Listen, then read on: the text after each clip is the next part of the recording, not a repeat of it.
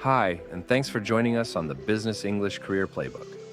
Think of this as your weekly session to practice and improve your English with real business conversations. We'll cover a range of topics, breaking them down so you can easily grasp the vocabulary and concepts. To ensure you get every episode, don't forget to subscribe.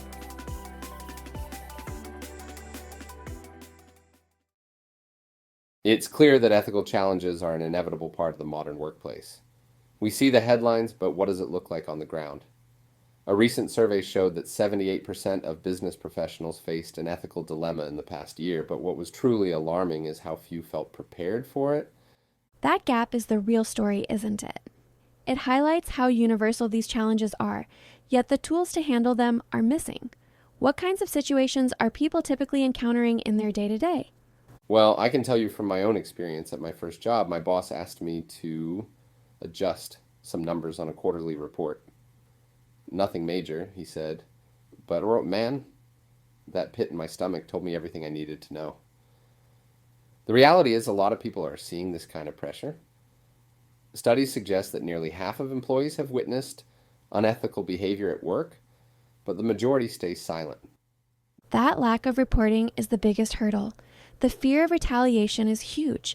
How do you think companies can start to bridge that gap and encourage people to speak up safely?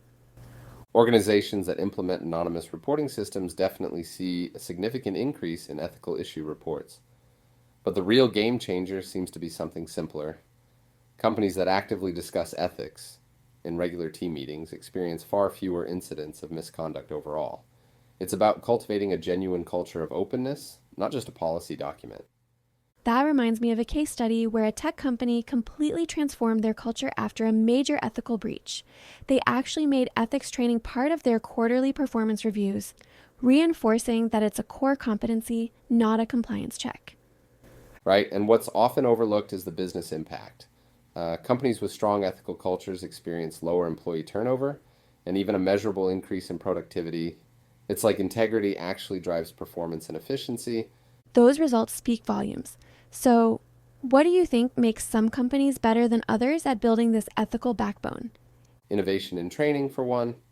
I was reading about a manufacturing company that created what they called ethical decision-making simulators, VR scenarios where employees could practice handling tough situations. The result was a dramatic improvement in their employees' confidence to make the right call. That's such an innovative approach. Have you seen any other creative solutions that stand out? Absolutely. I love the concept of reverse mentoring on ethics. A tech startup paired junior employees with executives to share perspectives on challenges, especially around things like data privacy and social media. It's brilliant because it acknowledges that younger generations often bring fresh, crucial ethical insights to the table. That's fascinating how it flips the traditional mentoring model. It clearly works too, as they saw improvements in reported concerns and employee trust scores, which ultimately translated into higher customer satisfaction. Exactly. And for smaller companies that can't afford fancy programs. I know of a small consulting firm that started ethical coffee breaks, 15-minute weekly sessions to discuss one simple ethical scenario. They saw reported ethical violations drop by half in just 6 months. It really shows that you don't need a huge budget to make an impact. This brings us back to leadership. What is their role in setting the tone? This is crucial. A recent study found that the vast majority of employees take their ethical cues from their leaders' behavior, not written policies. Companies where leaders regularly and visibly discuss ethics see much higher employee engagement. It's about walking the talk. And the scope of this walk is widening significantly. We're not just talking about internal audits anymore. How are global supply chains forcing companies to rethink their ethical responsibilities? That's an excellent point. The ethical line doesn't stop at the company door. Supply chain transparency is becoming a non-negotiable expectation for consumers and regulators alike. You see major corporations now spending millions, not just vetting their immediate suppliers, but tracking labor practices and environmental impacts 2 or 3 tiers deep. It's shifting from a localized compliance issue to a global responsibility issue. It requires a massive change in mindset, from checking a box to genuinely caring about the entire ecosystem. Speaking of global impact, let's revisit the idea of reporting unethical behavior. If we want employees to be the internal defense against malpractice, How important is robust whistleblower protection? It's paramount. Whistleblowers are often the first line of defense against catastrophic failures, but they face incredible personal and professional risk.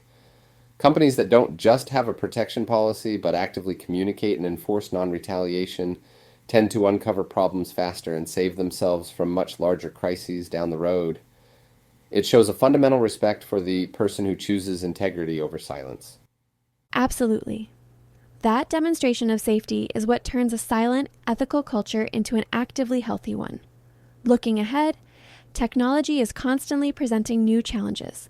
How do you see this evolving with AI and data privacy? AI is creating entirely new categories of ethical dilemmas that many companies weren't prepared for.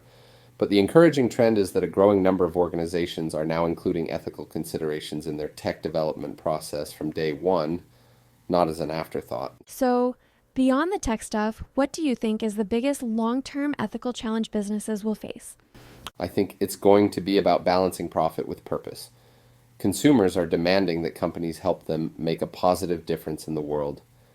The data suggests that companies that successfully integrate ethics and profits actually see higher long-term value creation. This has been an incredibly insightful discussion. We've gone from the importance of individual courage in a quiet office to the massive task of managing ethics across a global supply chain. It's clear that the path to success is increasingly paved with integrity. It really is. My biggest takeaway is that ethics isn't a separate department or a rule book you dust off for a crisis. It's woven into the daily decisions, the small, consistent choices that leadership makes and that every employee is empowered to make. When you do that, you don't just avoid trouble. You actually build a stronger, more resilient, and more profitable organization. A powerful message to end on. Thank you so much for sharing your expertise today. Well, that's all the time we have for today on the Business English Career Playbook. It's been a pleasure exploring this topic with you. Remember, consistency is key.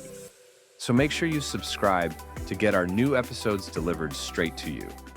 Thanks for